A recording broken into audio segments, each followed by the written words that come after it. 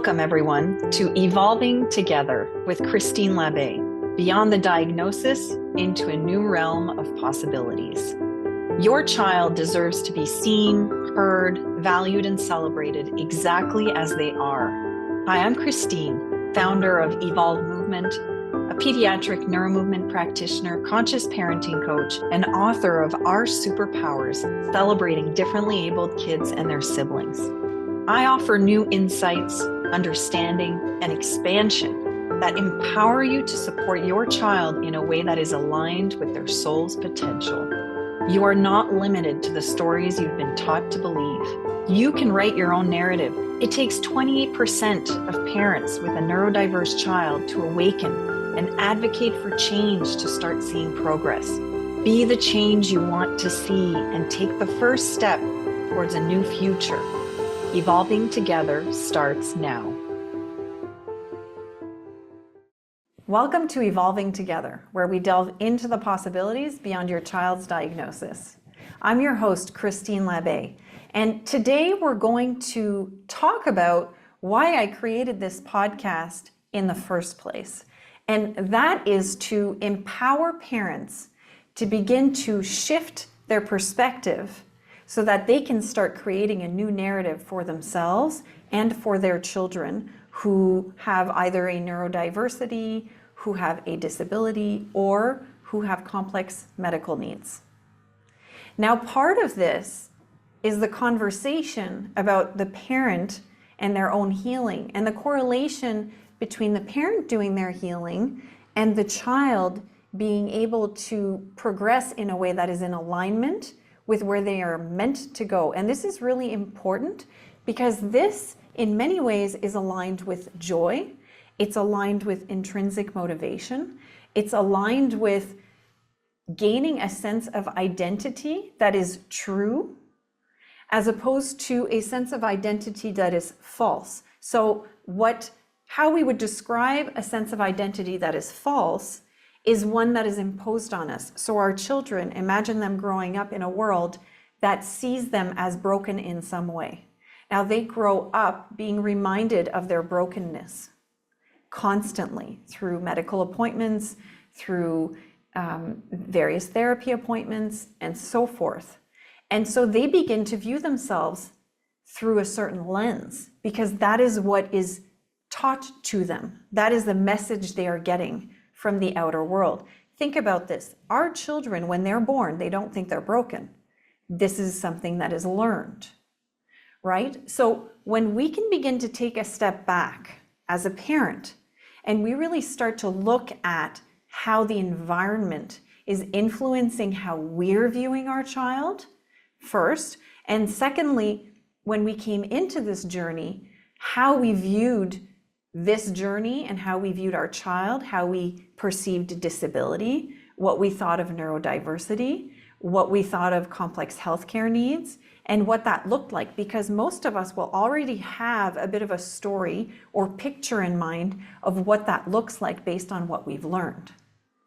And so we bring that story into the present moment with our child, thinking that's where we're headed, but that's not necessarily where we're headed. So differentiating between the stories and the reality. These are all important things. And a lot of parents will come to me and they'll ask me, okay, so when we start this process, this transformative process towards shifting our perspective and building this new narrative, what does it look like? And although the path is not linear and every single person's path is going to look different, and the reason for that is because of the history that comes into the path, right? Because we all come into the journey with our own experience, background, and beliefs, and so forth. But I will say there is a path for parents on this journey to take in order to transform. And it all starts with awareness. And that awareness really begins with a sense of understanding of where various beliefs came from, where the stories came from, because we're entering this journey already dreading and fearing it, because we are attached in some way to some story that we were told about how it's going to be. But What we're not told and what we don't seem to know is how much power we have as parents. We have so much power. We have so much power to change the narrative. We have so much power to choose to look at things differently. And the thing is, it really does change everything. It changes everything. And some of you might wonder, well, why aren't we told this when we get our child's diagnosis? Or why aren't we told this in those early stages?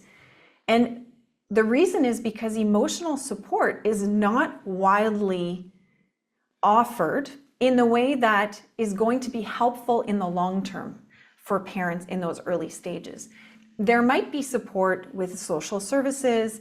You may have people that come in and out, may help you with the initial diagnosis, but it's the longer term support that is missing. And for us, there's so many different stages that we go through as parents, from the initial stage of receiving a diagnosis, throughout the years of therapy, throughout our child's teenage years into adulthood and so forth. And so many events happen in between that. So many feelings come up for us. So much growth occurs for us. So much transformation is available to us along that path.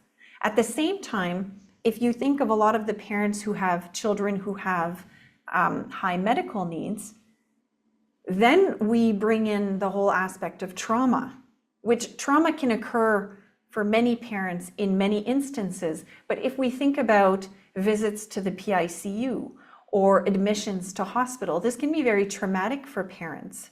And so what happens is a lot of the time that trauma is not processed.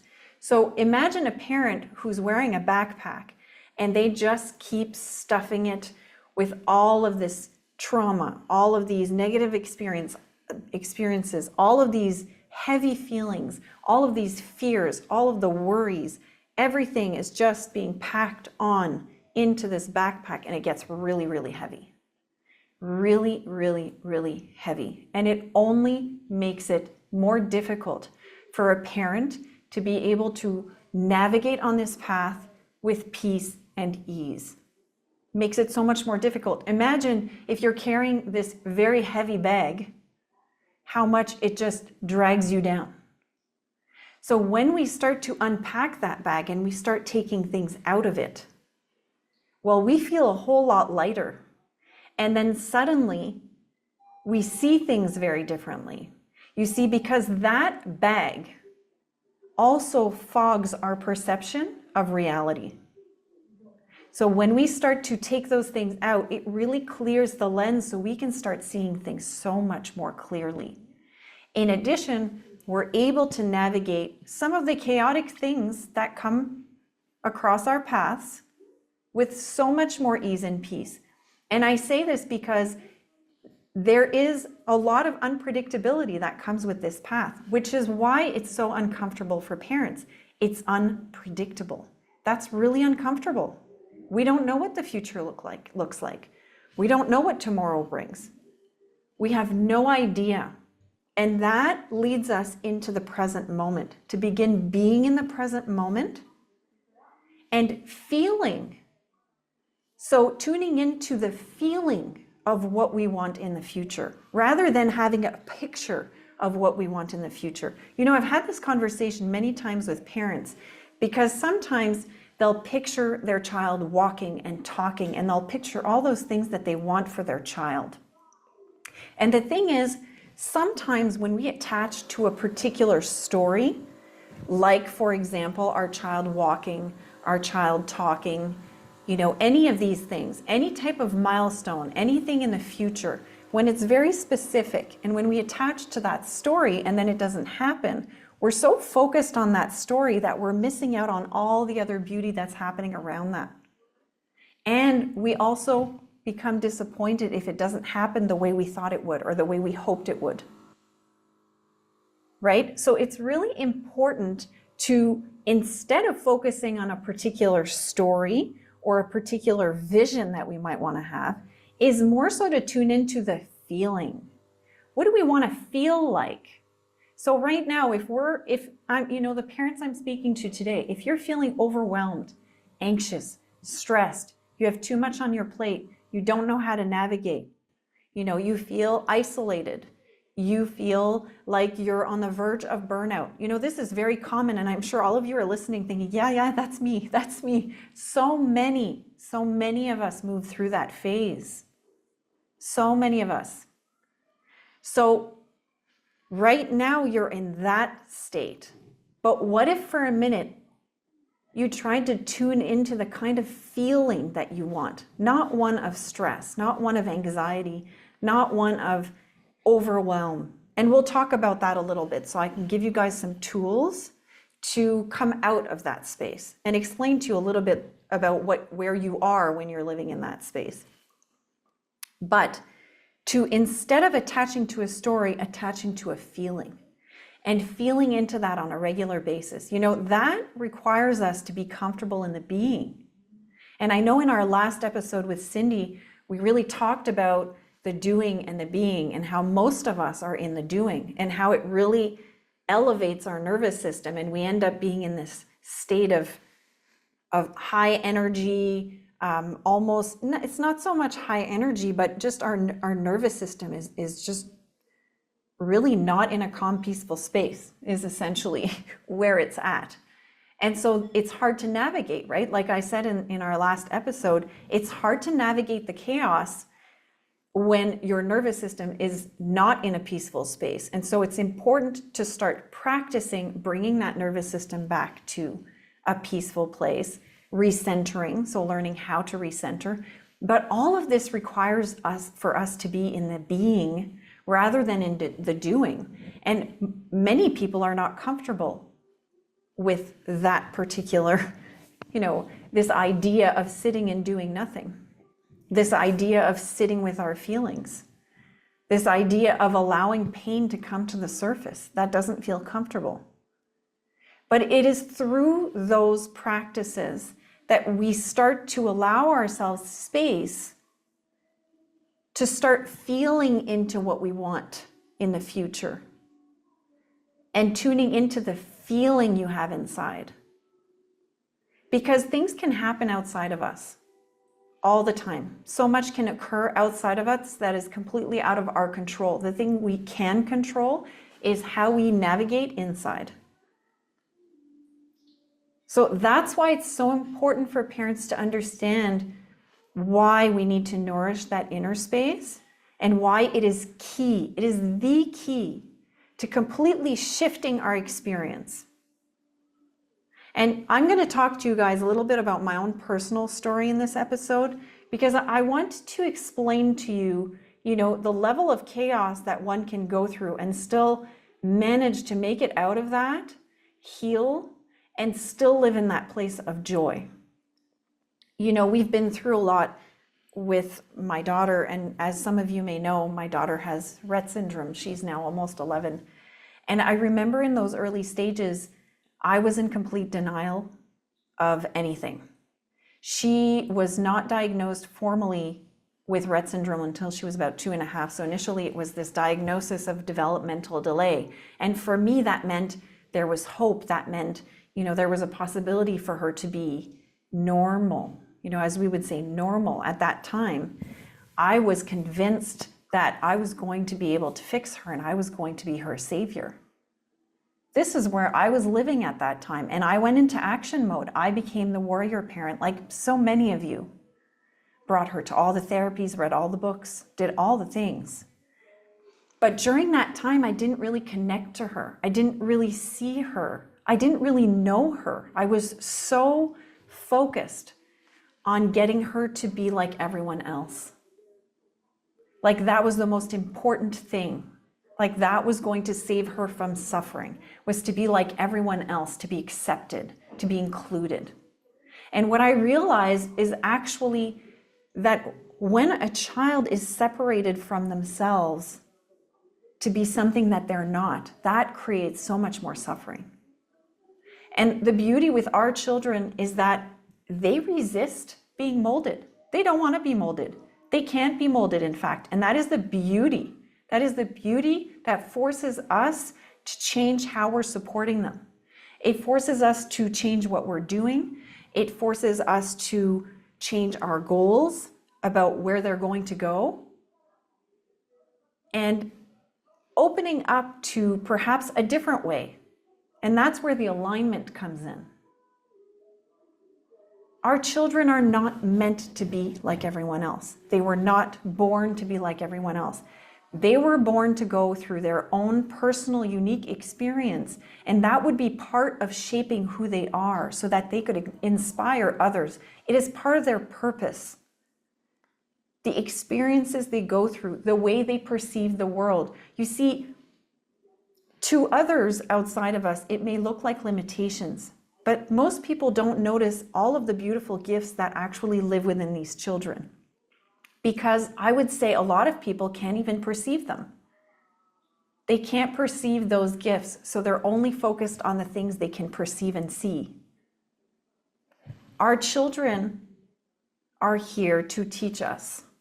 They're here to awaken us to another way of seeing things, another way of feeling, another way of navigating through life, another way of connecting. You know, for those of us who have children who are non-speaking, having a non-speaking child deepens our ability to connect so much more. And that actually has a ripple effect into all our other connections with everyone else, because we tune into a deeper part of ourselves so that we can begin to tune into a deeper part of our child, so we can have that communication, so that we can start to feel more of the subtleties that give us cues into what they need, how they feel, what they want. Nobody talks to us about the beauty of this journey. The only thing that is spoken of is how hard it's going to be, the challenges we're going to come across, the limitations that might present themselves. And you know, I'm not saying that this isn't hard. It is hard. It's a very hard path. And you know, going back to my own story, when I first had an appointment with the neurologist, we still didn't know what Gabby had. And they told me she had some sort of white matter disease without really giving me any explanation. And I went home and I started talking to Dr. Google, right? Started Googling everything. And the information that I got was terrible. It was terrifying. I started crying nonstop for days. I couldn't even imagine. This was such a shock to me. My little girl, who looked like she was a little bit delayed, but otherwise she looked healthy, and they were telling me she had white matter disease, which, you know, in some cases could lead to very early death. And so that really, really scared me. And I could barely be present to my pain.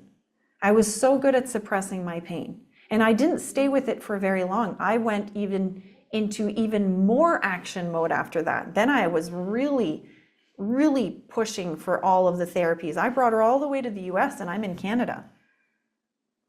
I was not going to accept any type of diagnosis. Now, eventually I was given the diagnosis of Rett syndrome, which actually was less severe than some of the other things I had seen. So it was less of a shock when I received the actual diagnosis itself.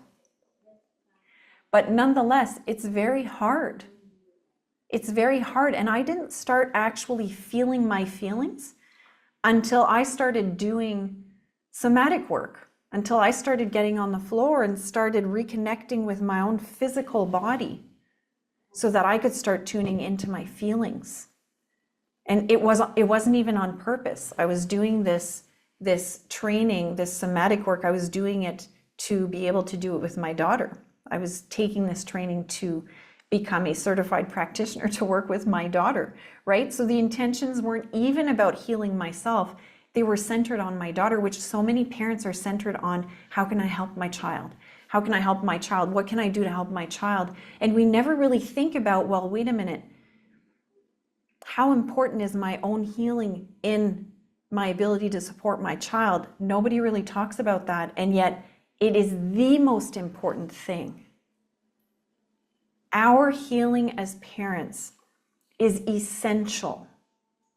It is essential because it is so important for us to begin to learn how to understand ourselves on a deeper level, to become more aware of ourselves, how we interact in the world, how we react to things, what happens inside of us, to learn to tune into our inner space. It is so important for us to learn to know who we are, to explore our own abilities, our own gifts, our own innate capacities, to learn about what lights us up, what brings us joy, how to move from a place of sadness or pain, and what things might help us move into a different state. So having that ability to shift within your nervous system from a space of stress and anxiety back into peace, stillness, and calm. All of these things, all of this inner work, this practice within ourselves is essential, because it is these things that we are going to want to teach our children. And in fact, it is through this kind of work that we will have the ability to perceive so much more about our child. We will see things that other people won't see. We will feel things that other people don't feel. We will tune in to our children on another level, which actually is what empowers us to start creating an environment that is in alignment with our child, because we will start to pick up on whether something lights them up or doesn't, and will be less attached to what everyone else thinks, less attached to society's expectations, less attached to those things we're supposed to do, and more attached to, well, how is my child responding to this? What happens when my child is doing this? And looking at our children from an observation standpoint, a curiosity standpoint, and beginning to see the journey more like an exploration. So exploring various things, having freedom to explore, removing this idea that something is done right or wrong or well or not well, and allowing there to be freedom. Imagine painting something. If you're painting something abstract, there is no good or bad way of doing it. You just do it. It is meant to be something that is personal, it's intuitive, it's creative. So when you think about these types of activities, how much more of that can we bring into our child's world so they can start to explore everything that's out there, so they start to experience contrast, what they like, what they don't like, what lights them up, what doesn't light them up. They start to know who they are. And it's by observing them in all of these different scenarios that we start to pick up on those things that they're really, really good at. And that might be a very unique thing. We wouldn't have thought about it. And the issue is that our children are placed in a box. You know, they might go to school and they're given certain topics that they're supposed to study. And it's very limiting for them because maybe they're not meant to be excelling in any of those areas, but they might excel in 100 other areas that are simply not available in the school system. So it's really important to have an open mind. Now, some of this has to do with us because we limit ourselves, because we are attached to expectations. We are attached to what people expect from us. We get validation from other people, things outside of us. Some of us even have various masks to be able to be accepted by others, right? So we don't even know who we are. So how can we possibly guide our children to know who they are? We oftentimes don't know what lights us up, which is partially why we're not living from a space of joy, is because we don't really know what lights us up. And so how can we create an environment for our children to discover what lights them up? You see, this is the beauty of this journey, is that part of it forces, and I say force because it really does force us to move into a space where, because we are in a state of so much overwhelm and suffering and exhaustion, we're at a point where it's like, please give me something to change this, because I don't want to go on like this anymore, right? Something shifts where there's just no other path. We just want to move forward in a new direction. So we are forced to open up. We are forced to shift our perception. Otherwise, we remain in the suffering. And some people choose that path, and that's okay. But I'm here to inspire parents to see that there is another path, that there is a greater path where life looks so different. And the reason why it looks so different is because it feels different from inside. So how I'm feeling inside of myself is a reflection of what my world looks like on the outside. And part of that, if I come back into my own story, part of that was many instances of suffering that led me to unpack deeper layers of things that were limiting me and holding me back. I'll give you one example that is quite, it's quite shocking. In 2023 in the summer, my daughter had a near-death experience in an ambulance that I was in. And only 1 week later, there was a second event when the doctors told me that this was the end. And in the few weeks after the near-death experience, I had time to be with myself by myself. And my intuition was very clear that everything was going to be okay.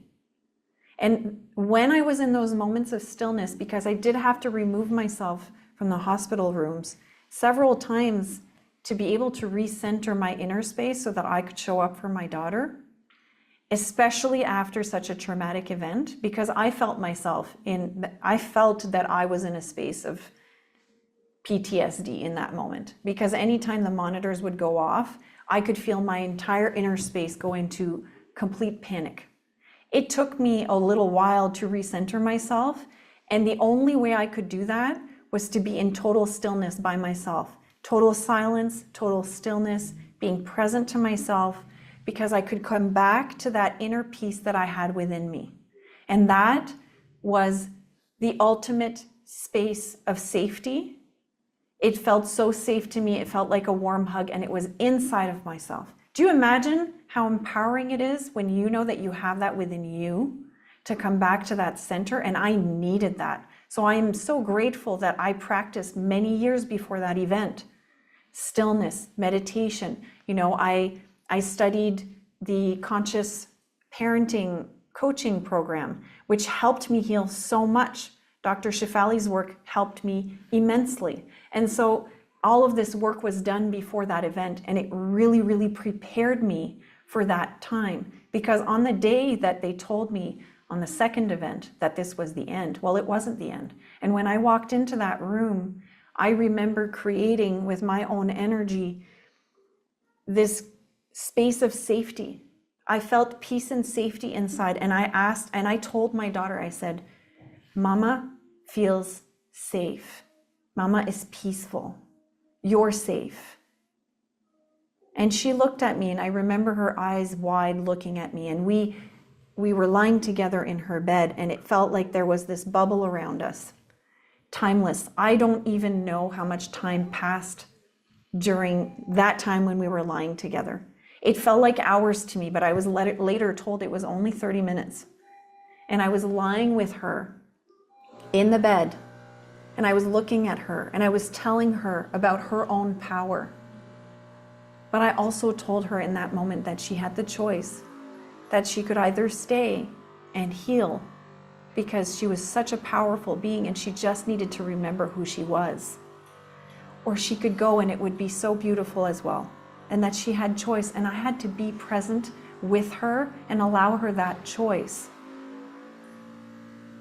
It was a beautiful, loving moment, and I talk about it today, and I wonder, how did I do that? And I can't really explain it to you, but in that moment, I could do that. I did that, and I was really proud of myself. But I couldn't have done that if I hadn't done all the work before that. And after that event, I had to do a lot of inner work, because I was traumatized, as would anyone in a situation like that, right? There were many months that followed that I had to do some healing. I had to go on healing retreats. And interestingly, so many things came to the surface after that particular event that had nothing to do with my daughter. A lot of deeper layers of healing that needed to come up to be healed, that had to do with my past. And without knowing that, I could have sat in a lot of suffering and pain for a very long time without really knowing how to release it. So it took months for me to come to a space where I was now peaceful hearing the monitor, that I could hear the monitor go off and I was okay, that everything was always okay, and that I could create that space of safety for my daughter from within myself so she would always feel safe and supported. How can we be those powerful beings for our kids if we're not taking care of ourselves? And this is why I stress the importance of emotional support. It is so, so, so important to get that help, to move through your feelings, to move through the trauma. Because we're all traumatized. We're traumatized as parents. Our children are traumatized. We need to learn how to heal our own inner state, our own emotions, our own past, our own triggers, our own patterns.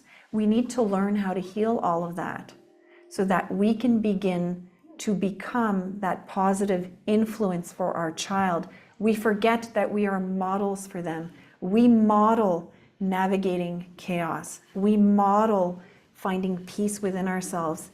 We model regulation. It is absolutely necessary to take this time for yourselves. It is life-changing. It changes everything. The thing is, parents often think, oh, well, you need to put things in place. You have to do things differently with our kids. The funniest thing is, when you start changing your inner state, everything changes. Your connection with your child changes instantly without doing anything, because our children feel it. They feel the change. They feel the peace that we have within ourselves.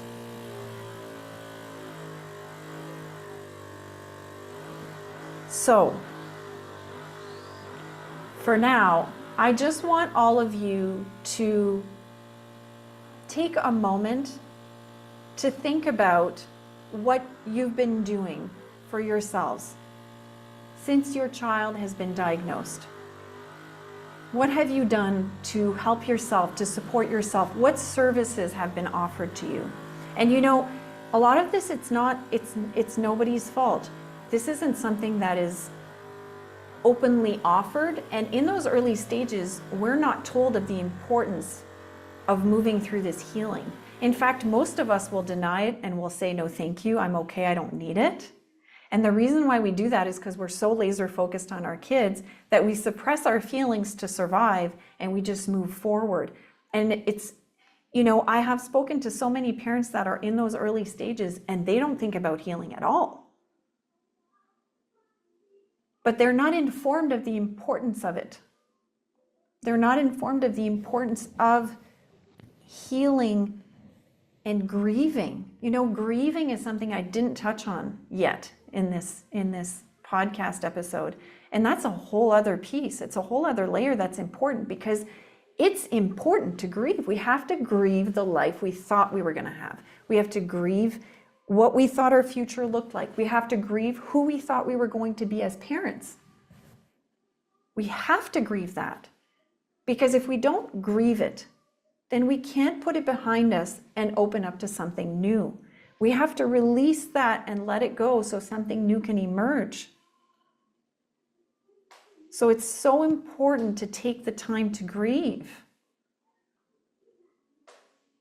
So I'm going to move back to this path that I was talking about at the beginning, because I'm sure parents are wondering, okay, we talked about different elements of this path, and then, you know, how does it continue?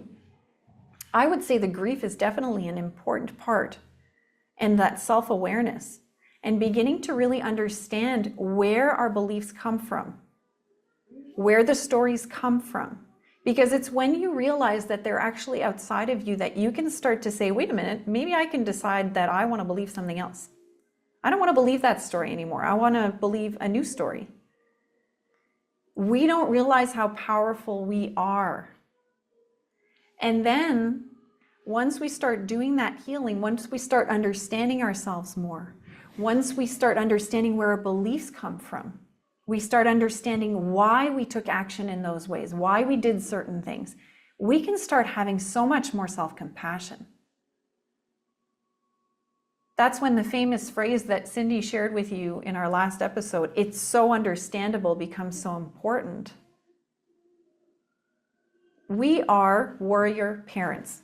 We are so strong, so strong. Each and every one of you listening today, so strong. You are so strong. You are on this path and it's not easy.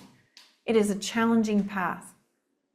But if you can commit to doing the work and grow and evolve and expand, your entire world will shift. It will transform. You will transform. You will become someone very different, someone that is much more aligned with your authentic self. And life will feel so much better. It's just that you can't know what you don't know. But I'm here to tell you it exists. I'm here to be that inspiration for you. Because, you know, if I was going to even tell you guys what some of my weeks look like sometimes, you would wonder how I manage, but it is through the inner work. And then I know the word work, you know, when we say, oh, inner work, you know, it sounds like work. And a lot of parents are going to think, oh no, I'm not adding another thing to my plate. I can't add anything else. I can't do the work. And it seems overwhelming at first, because it's something to add to your plate. But you'll soon notice, and I know a lot of my clients, once we start doing it, it kind of becomes part of your normal life. You just start becoming aware of things naturally without really thinking about it or putting effort into it. Or you'll just start reflecting on things naturally. Or you'll start wanting to shift something because you're seeing a particular pattern. It's like you're taking charge of your own life and it becomes natural. It doesn't feel like work anymore. It just feels normal. It feels like a normal part of how you navigate through life. So I hope today's episode was helpful for you. I know there's a lot here. There's a lot here and there's so much more. I wanted to focus on the parents today because it's such an important element to speak of, and to simply focus on the parents at first, because that piece is missing, because it is a huge gap, and because it should be part of the initial conversations, that the parent is receiving just as much healing as the child, right? The child's not broken. They're just moving through a different trajectory, and it's hard for a parent to really understand how to support them because it's new. There are no books that really talk about what that path looks like. So this first conversation was really important so that you really start to tune into your own inner space and begin to understand the importance of prioritizing it. And there are many ways that you can do this. It could be in gentler ways. You know, I explained to you all that I started with somatic work. For me, that was the only way I was going to get there, because if I would have spoken to someone at that time, they wouldn't have gotten anything out of me, because I was in a space of not thinking anything was wrong, because I was so good at suppressing feelings. But I was not living life to its fullest, because I wasn't allowing myself to feel the depths of my pain. I also wasn't allowing myself to feel the immense joy that was available to me in this life. My life was also very much not aligned. I was doing work that wasn't in alignment. I was not really expressing my gifts with the world. I wasn't sharing my light with the world. You know, I didn't really have a sense of purpose. There was no true meaning for me. And all of that changed.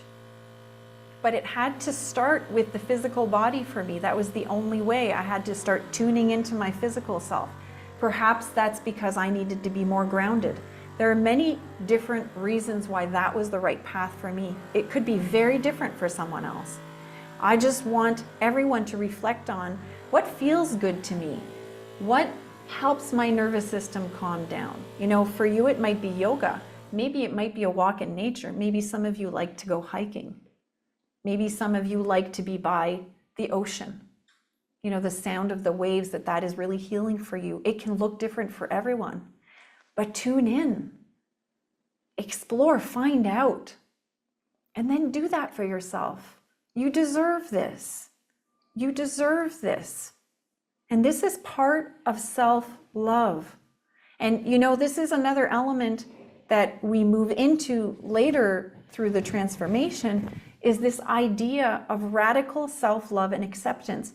This is really important for us to radically love and accept ourselves, because how we feel about ourselves, how we judge ourselves, what we say to ourselves, is generally how we perceive others.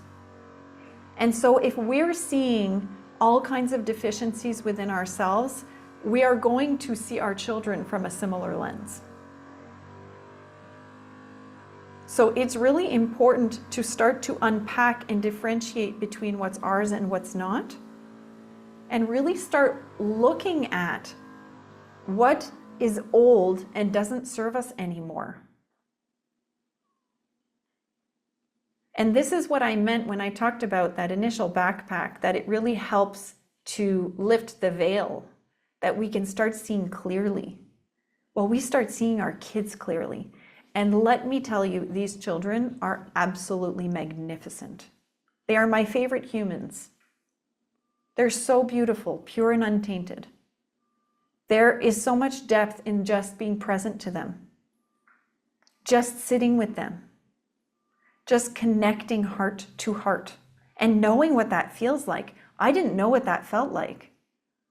This is something I've only learned to experience now. And I will tell you, for all of the children who have autism that I work with, that is the number one key to connection. If I can connect heart to heart within 5 seconds of meeting, we're best friends, because they communicate differently. But people who don't feel that, who can't perceive that, can't know how to connect in that way. There is so much more to life than you can even imagine. There is so much more depth that you don't even know exists.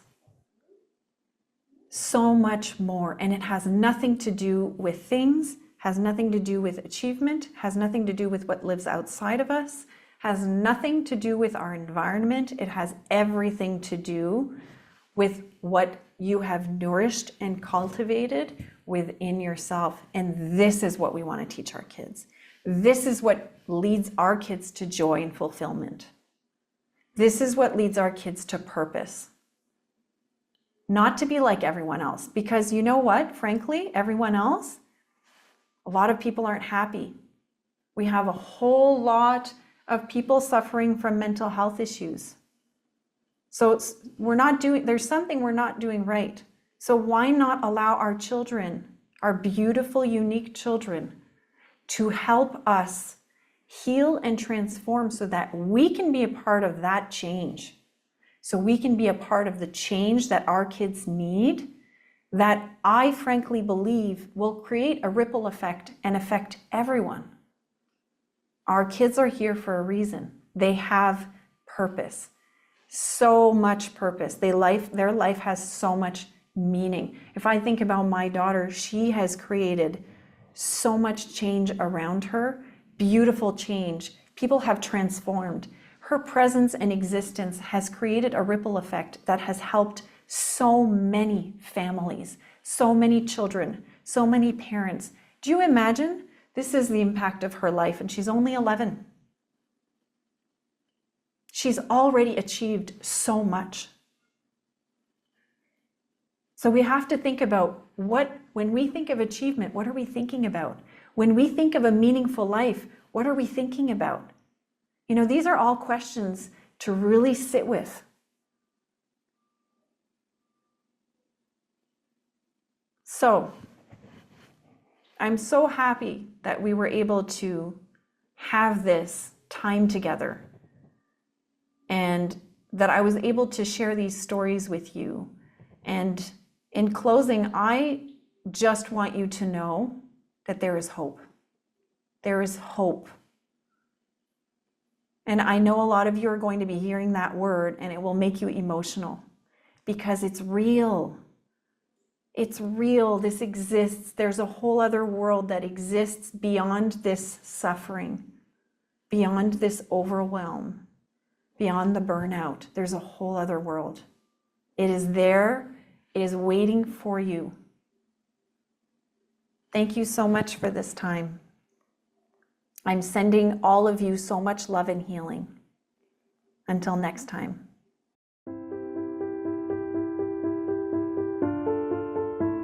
You've been listening to Evolving Together with Christine Labbé, beyond the diagnosis into a new realm of possibilities. Tune in every second Tuesday at 4 p.m. Pacific Time or 7 p.m. Eastern Time on Transformation Talk Radio for more insights, understanding, and expansion that empower you to support your child in a way that is aligned with their soul's potential. Your child deserves to be seen, heard, valued, and celebrated exactly as they are. Are you ready to be the change you want to see for your neurodiverse child? Take the first step towards a new future and visit www.christinelabbe.com or check out our collective site, www.evolvemovement.ca.